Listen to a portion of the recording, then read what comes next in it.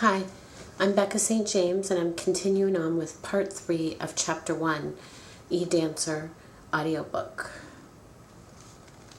Dusty cocked the gun back and shot her mother multiple times, making sure she suffered, as did the stepfather, before she put the last nail in her coffin.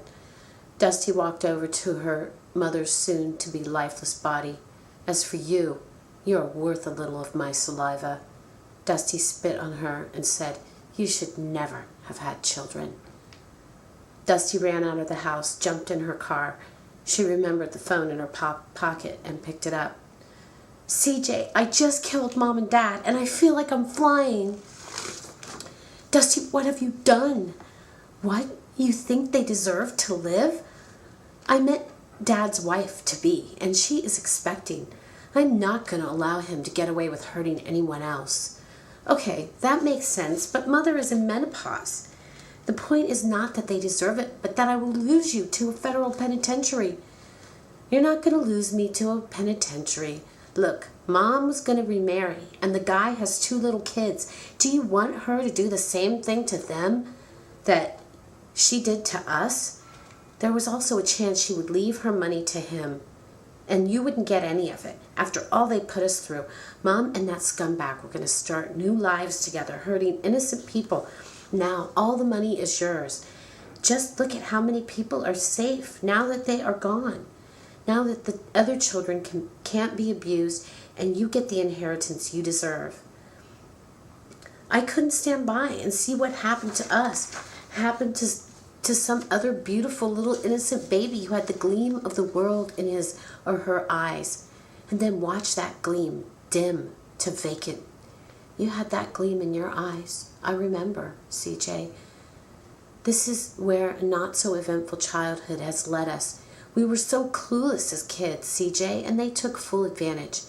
But how much can I be expected to take? After I found that hole in the wall in the closet of the bedroom that looks straight into our bedroom, I wish that someone would have thrown a bucket of water on me, just like the Wicked Witch from Oz, to just melt into the floor and just disappear was what I wanted to do my whole life. And they were all just starting new ones? How sweet and utterly revolting. The only thing I have had all these years is you. Talk about a front row seat to our demise. That was it for me. I just couldn't take any more. Who knows what they were doing? Mom, no, correction, Joan. She was no mother of mine. Joan, for all we know, invited her sick, twisted friends over and charged admission to watch while he abused us. Now, the thought of you not getting a penny makes me even sicker. Dusty, what are you going to do? Please come over and stay with me for a while." "No, CJ, not this time. I went too far to go back now. Not only did Joan not protect us, she was watching and getting off on it. CJ, do you know what that means? How could I ever be happy?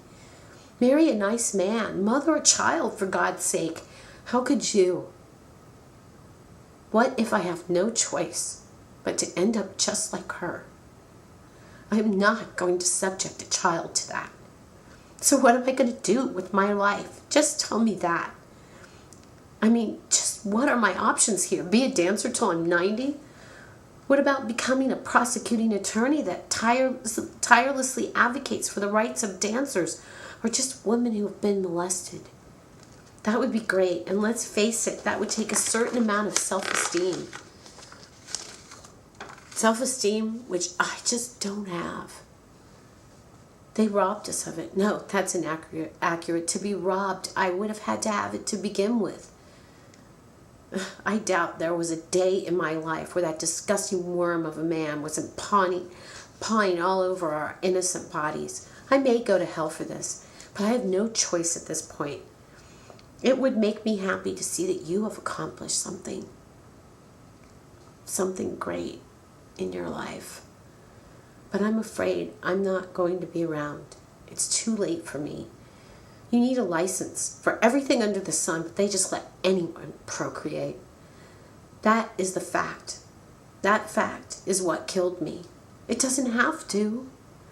I just killed 2 people I'm proud to admit I've killed, who I know deserve to die.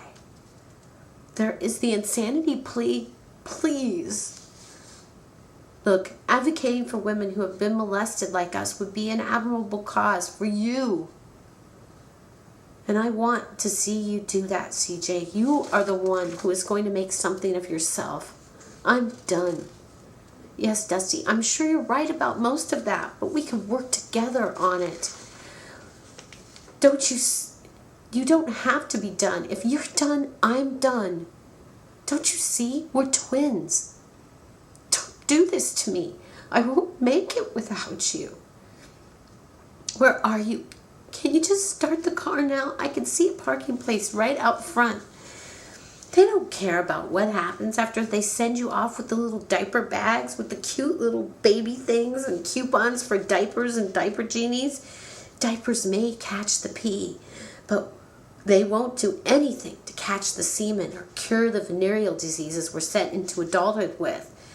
Let those pro-lifers stuff this in their fucking asshole and shove it up. Dusty, I know that tone in your voice and you're scaring me. I don't like the sound of it. Where are you? What are you planning to do? I love you, CJ. You know that. But I can't do this anymore. It's too painful.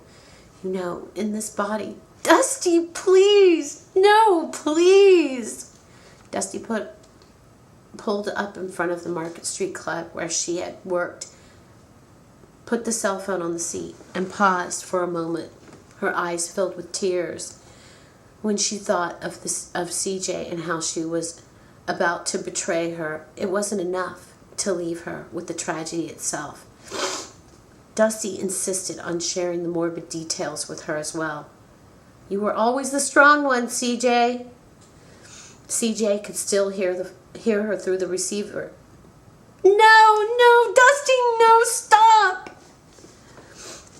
CJ was screaming and crying powerlessly at the other end of the phone.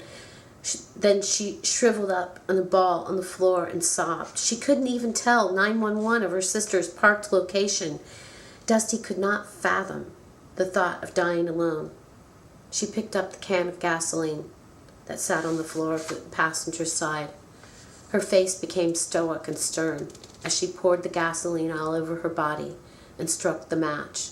The screams were earth-shattering and devastatingly horrifying, but the sight of the burning car with the burning woman in it almost appeared Hollywood staged to the people in the neighborhood. It took only moments for them to come running out to discover what was going on and gawk at the freak show.